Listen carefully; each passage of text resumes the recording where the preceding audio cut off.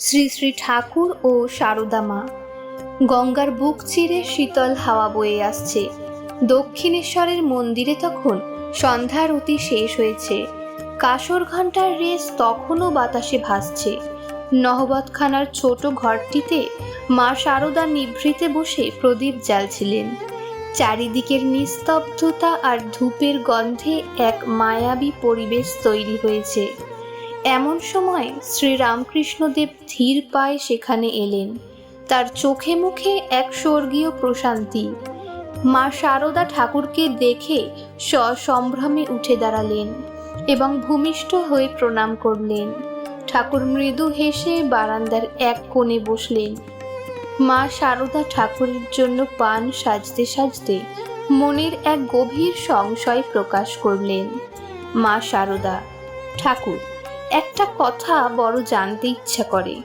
প্রতিদিন কত মানুষ এই মন্দিরে আসে, গঙ্গা স্নান করে, জপ তপ করে, কিন্তু তাদের মধ্যে খুব কম মানুষের জীবনেই তো পরিবর্তন দেখি।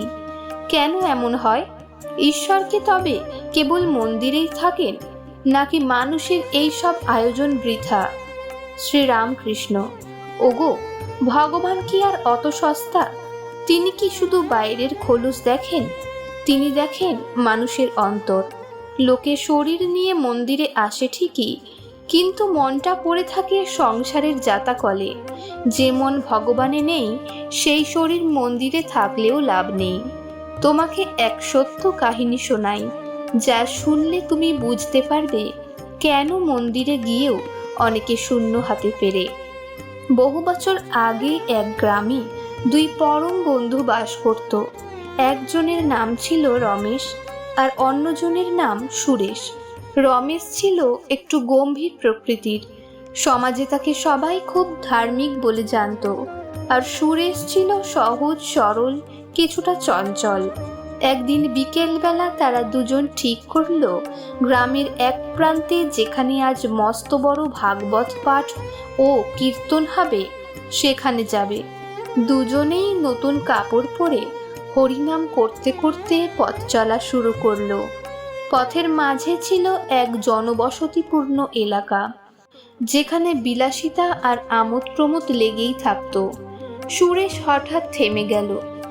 এক জায়গায় খুব সুন্দর গান আর নাচের আয়োজন হচ্ছিল।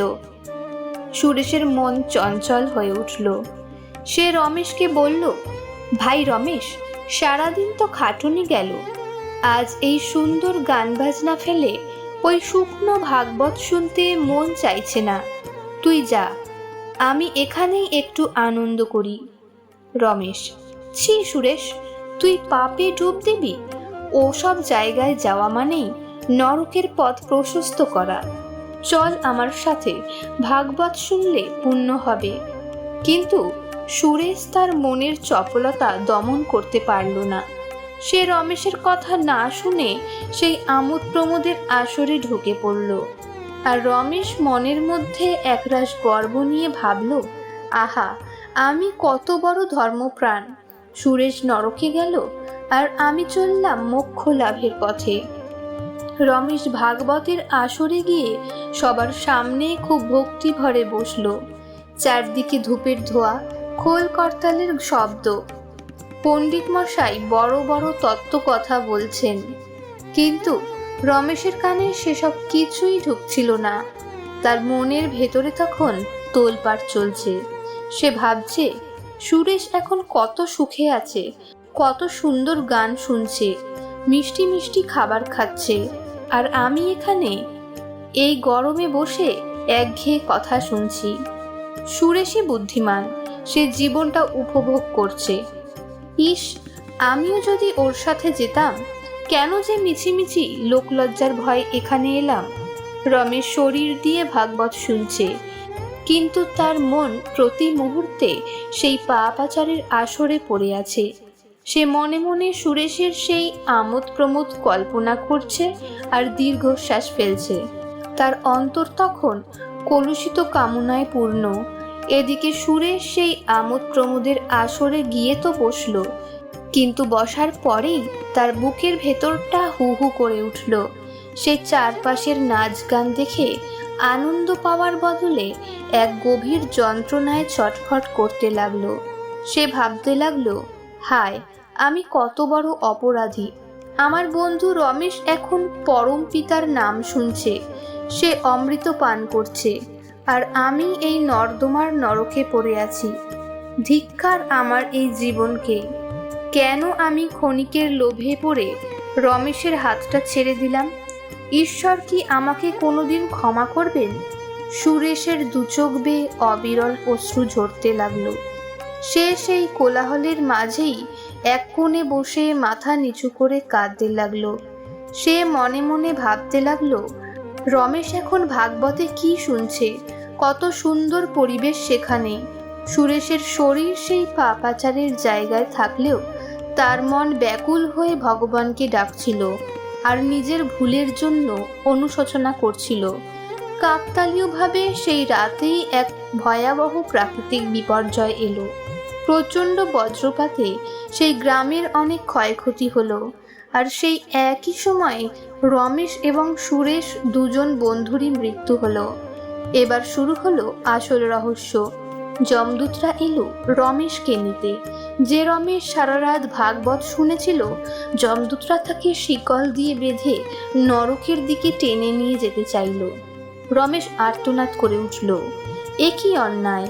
আমি সারা রাত পবিত্র স্থানে ছিলাম, ভগবানের কথা শুনেছি, আর তোমরা আমাকে নরকে নিয়ে যাচ্ছ। যমদূতরা অট্টহাসি দিয়ে বলল, রমেশ, তোমার শরীর মন্দিরে ছিল ঠিকই, কিন্তু তোমার মন ছিল নর্তকীর ঘরে। তুমি মনে মনে পাপাচার করেছ, মনের পাপে শরীর ধুয়ে লাভ নেই। ঠিক সেই সময় আকাশ থেকে এক দিব্য জ্যোতি নেমে এলো। বিষ্ণুদূতরা পুষ্পক রথ নিয়ে এলেন সুরেশকে নিতে। সুরেশ যে এক পাপাচারের আসরে বসেছিল। রমেশ বিস্মিত হয়ে দেখল যমরাজ নিজে সুরেশকে সম্মান জানাচ্ছেন। যমরাজ বললেন, সুরেশ, তুমি পাপাচারের মাঝে থাকলেও তোমার মন প্রতি মুহূর্তে অনুশোচনায় দগ্ধ হয়েছে। তুমি মনে মনে ভগবানের চরণে আশ্রয় নিয়েছিলে, আর ভগবান কেবল হৃদয়ের আকুতি দেখেন। তোমার মন পবিত্র ছিল, তাই তোমার জন্য স্বর্গদ্বার উন্মুক্ত। গল্প বলা শেষ করে শ্রীরামকৃষ্ণ একটু স্থির হলেন। গঙ্গার ঢেউয়ের শব্দ তখন অনেক স্পষ্ট শোনা যাচ্ছিল।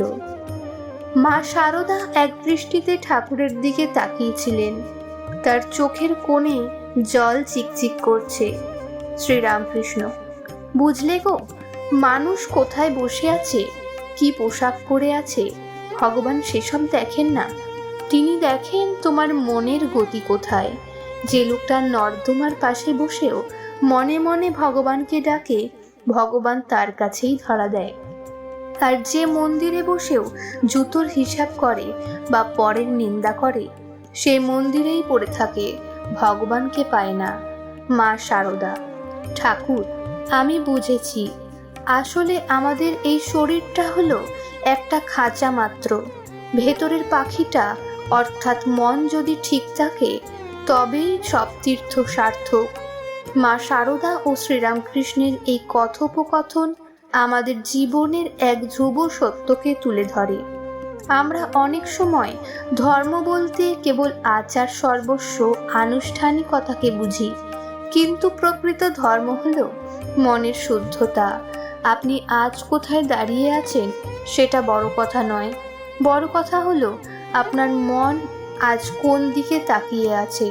আপনি যদি আপনার কর্মস্থলেও নিষ্ঠার সাথে ঈশ্বরকে স্মরণ করেন, তবে সেই কর্মস্থলই আপনার জন্য মন্দির হয়ে উঠবে।